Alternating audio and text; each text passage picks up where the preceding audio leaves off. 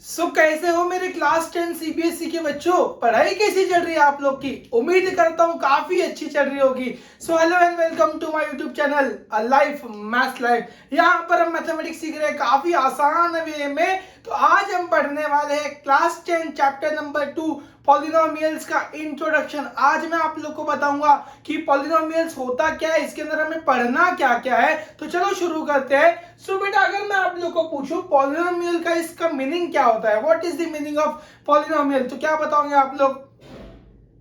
तो आप लोग बोलेंगे सर जी पॉलिनोमियल एक ऐसा एक्सप्रेशन होता है जिसका वेरिएबल का पावर हमेशा होल नंबर में होता है। ठीक है, so polynomial is an expression whose power is in whole number. तो अगर किसी ने पूछा आप लोग को कि एक्सप्रेशन और पॉलिनोमियल में डिफरेंस क्या है, एक्सप्रेशन एंड पॉलिनोमियल में डिफरेंस क्या है, तो आप लोग को बताते आना चाहिए भैया। अगर नहीं बता पाए तो समझना आप लोग का बेसिक अच्छा नहीं है। एक्सप्रेशन वो होता है जिसका पावर से कोई लेना देना नहीं होता है। फॉर एग्जाम्पल 3x का पावर -2 + 5 या फिर 3x का पावर 1/2 + 11। यहाँ पे पावर पॉजिटिव है, निगेटिव है, फ्रैक्शन में है, इससे कोई मतलब नहीं है। ठीक है, एक्सप्रेशन में पावर कुछ भी रहा तो चलता है, लेकिन पॉलिनोमियल में पावर हमेशा होल नंबर में होगा। इट मींस जो भी पावर रहेगा वो हमेशा 0 1 2 3 एंड सो ऑन के फॉर्म में होगा। अगर पावर होल नंबर में है तो ही वो पॉलिनोमियल कहलाएगा, अगर पावर होल नंबर में नहीं है तो वो पॉलिनोमियल नहीं कहलाएगा। ठीक है, सो ये क्लियर हो गया। सो यहां लिख देते हैं हम polynomial is an expression, polynomial is an expression whose power या फिर whose इंडेक्स, पावर के तीन नाम है, पावर, इंडेक्स, एक्सपोनेंट। ठीक है, whose power is in whole number, whole number तो पता है ऐसे नंबर्स जो कि 0 से शुरू होते हैं और खत्म ही नहीं होते हैं। ठीक है, सो ये हो गया हमारा पॉलिनोमियल का डेफिनेशन। इसके बाद हम देखते हैं टाइप्स ऑफ पॉलिनोमियल। अगर मैंने आप लोग को डिग्री वाइज टाइप पूछा तो क्या बताओगे आप लोग। सर जी डिग्री के ऊपर से 3 टाइप बने हैं। एक होता है लीनियर पॉलिनोमियल, दूसरा होता है क्वाड्रेटिक पॉलिनोमियल एंड तीसरा होता है क्यूबिक पॉलिनोमियल। आई होप आप लोग को समझ रहा होगा। ठीक है, सो लीनियर का मीनिंग क्या होता है। सर जी ऐसा पॉलिनोमियल जिसका हाईएस्ट पावर 1 होता है। So a polynomial whose highest power is 1 known as linear polynomial। जैसे कि यहाँ पर आप देख सकते हो, यहाँ पर वेरिएबल कौन सा है, x। सो वेरिएबल का हाईएस्ट पावर कितना है, 1, तो ये बन गया लीनियर पॉलिनोमियल। समझ गया है क्या, पक्का। सर अब फिर आप लोग बोलोगे सर 7 भी तो लीनियर है। मैं बोलूंगा बच्चा 7 लीनियर नहीं है। 7 एक पॉलिनोमियल तो है लेकिन ये लीनियर नहीं है। क्यों? क्योंकि इसके अंदर वेरिएबल नहीं है। अगर हमने इसके अंदर वेरिएबल लगाया भी तो उसका पावर 0 होगा, क्योंकि anything raised to the power 0 कितना होता है, 1, 1 into 7 7। so this is not a linear polynomial। समझ गया क्या, पक्का। उसके बाद देखते हैं हम क्वाड्रेटिक क्या होता है। सो ऐसा पॉलिनोमियल जिसका हाईएस्ट पावर 2 होता है। फॉर एग्जांपल x² + 5, तो ये बन गया आप लोग का क्वाड्रेटिक पॉलिनोमियल। ठीक है, इसके बाद देखते हैं हम क्यूबिक। क्यूबिक का मीनिंग क्या होगा, ऐसा पॉलिनोमियल जिसका हाईएस्ट पावर 3 होगा।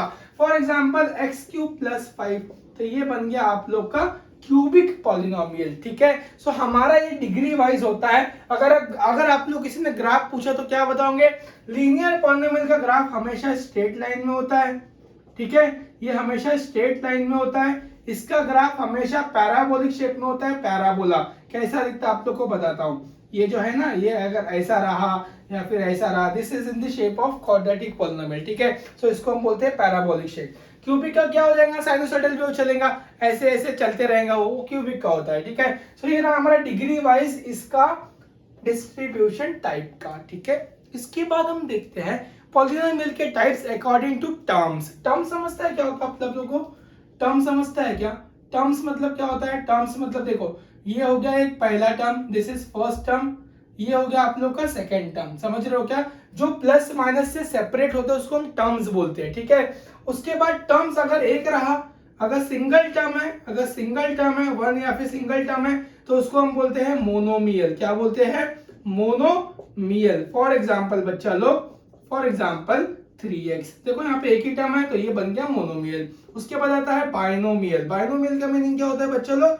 ऐसा पॉलिनोमियल जिसके अंदर में दो टर्म्स होते हैं, लगा दो दो टर्म्स, ठीक है। यहाँ पर डिग्री मैटर नहीं करती, यहाँ पे टर्म्स मैटर करते हैं, ठीक है। सो एक और एक दो टर्म्स, तो ये बन गया बाइनोमियल।